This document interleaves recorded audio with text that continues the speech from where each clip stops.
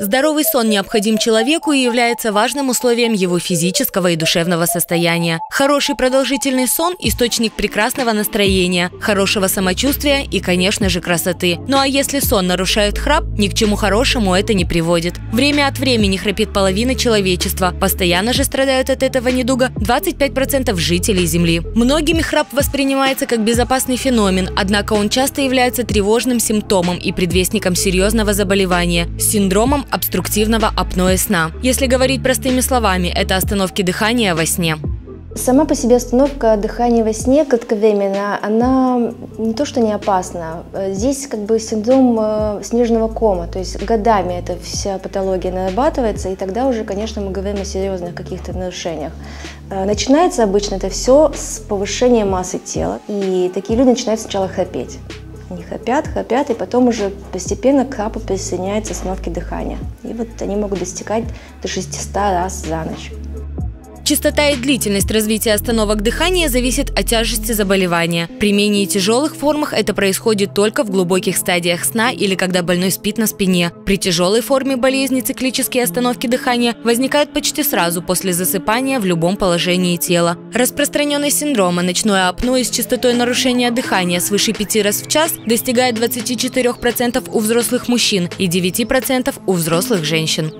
Остановки кратковременные, относительно, они могут и до 2 минут длиться. То есть свыше 10 секунд это уже считается патологической остановкой дыхания, потому что она сопровождается падением кислорода в крови. То есть человек попадает в ситуацию, аналогичную удушению. Любая остановка дыхания завершается посыпанием мозга в поверхностную стадию сна, чтобы человека привести к дыханию, то есть чтобы он совершил вдох. То есть получается, у человека с остановками дыхания сон прерывистый. Он этого не замечает, потому что он попадает в поверхностную стадию сна. Он не просыпается полностью и не осознает этого. Но сна как такового глубокого у него нет. Очень долгое время, годами, пока он не обратится к специалисту.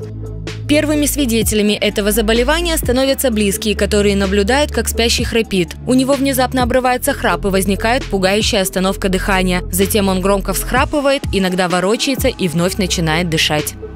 Стадию мы можем узнать только после аппаратной диагностики.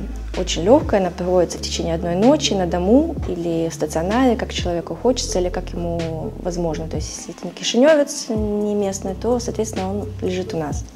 Уже после такой ночи мы ставим стадию, и в зависимости от стадии происходит назначение тактики лечения.